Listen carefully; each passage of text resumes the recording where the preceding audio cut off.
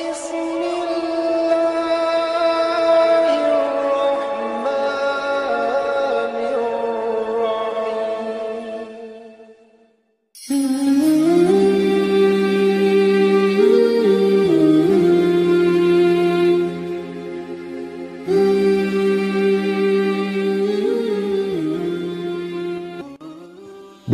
الرحمن الرحيم. Bismillahirrahmanirrahim. Assalamualaikum warahmatullahi wabarakatuh.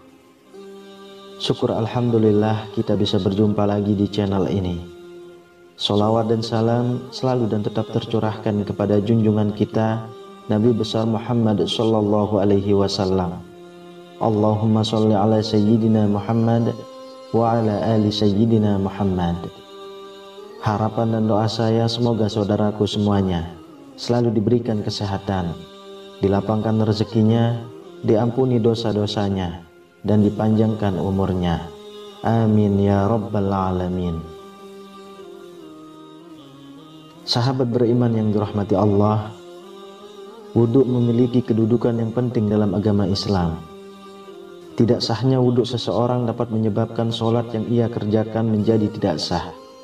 Sedangkan sholat adalah salah satu rukun Islam yang tidak dapat ditawar-tawar lagi.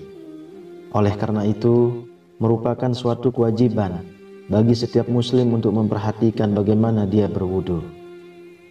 Nabi SAW bersabda, tidak diterima sholat yang dilakukan tanpa wudu, dan tidak diterima sedekah yang berasal dari harta yang didapat secara tidak halal. Hadis riwayat Muslim.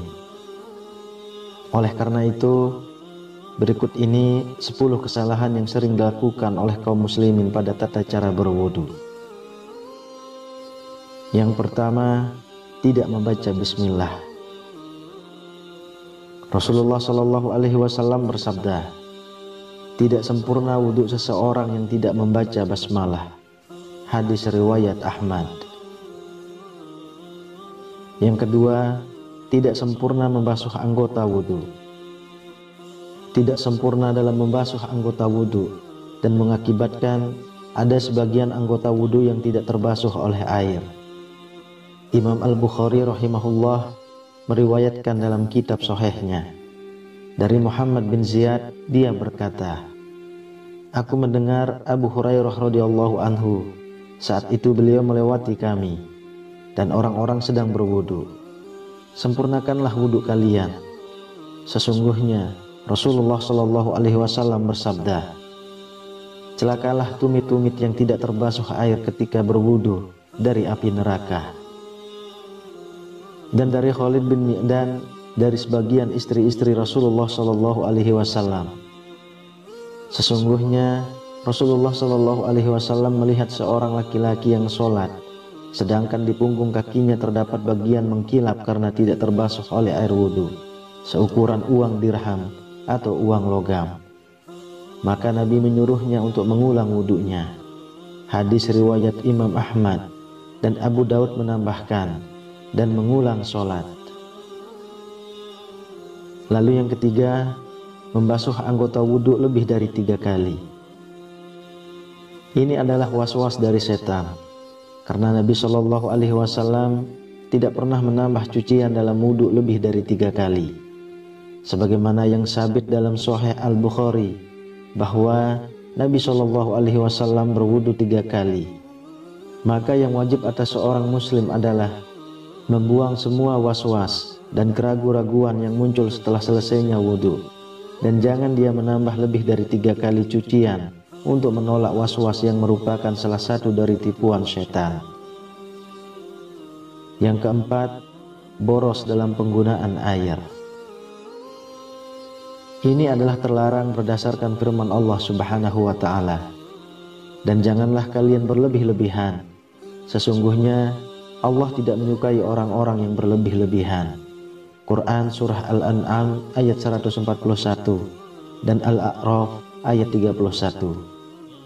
Rasulullah pun bersabda tentang hal ini, janganlah kalian boros dalam penggunaan air. Maka beliau saat berkata, apakah dalam masalah air ada pemborosan? Beliau bersabda, iya, walaupun kamu berada di sungai yang banyak airnya.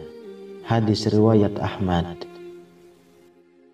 Yang kelima, menyebut nama Allah di dalam WC atau masuk ke dalamnya dengan membawa sesuatu di dalamnya terdapat zikir kepada Allah. Ini adalah hal yang makruh, maka sepantasnya bagi seorang muslim untuk menjauhinya. Dari Ibnu Umar radhiyallahu anhu, beliau berkata, ada seorang lelaki yang berlalu sementara Rasulullah shallallahu alaihi wasallam sedang kencing. Maka orang itu pun mengucapkan salam, tapi Nabi tidak membalas salamnya. Hadis riwayat Muslim. Hal ini karena menjawab salam adalah termasuk zikir. Yang keenam, beristinja atau mencuci dubur setelah buang angin. Tidak ada istinja ketika buang angin atau kentut. Istinja hanya pada buang air kecil dan buang air besar. Maka tidak disyariatkan bagi orang yang kentut untuk beristinja sebelum berwudu, sebagaimana yang dilakukan oleh sebagian orang. Imam Ahmad rahimahullah berkata, tidak terdapat dalam Alkitab, tidak pula dalam sunnah Rasulnya adanya istinja dalam kentut. Yang ada hanyalah wudu. Yang ketujuh, tertidur kemudian tidak mengulang wudu. Sebagian orang tertidur di masjid, kemudian apabila iqamah dikumandangkan, dibangunkan oleh orang di sebelahnya, lalu langsung bangkit sholat tanpa berwudu lagi. Orang yang seperti ini wajib baginya untuk berwudu, karena dia lelap dalam tidurnya. Adapun kalau dia sekedar mengantuk dan tidur ringan, sehingga masih mengetahui siapa yang ada di sekitarnya, maka tidak wajib baginya untuk berwudu lagi. Yang kedelapan, meninggalkan istinsya dan istinsyar. Istinsya adalah menghirup air lewat hidung sampai ke pangkal hidung, dan istinsyar adalah mengeluarkannya air yang dihirup tadi dari hidung. Sebagian kaum muslimin ketika berwudu hanya memasukkan jarinya yang basah ke dalam hidung. Dalil tentang istinsya dan istinsyar adalah hadis yang terdapat dalam Sahih Al-Bukhari. Dari Humran, beliau menyifati wudu Utsman radhiyallahu anhu.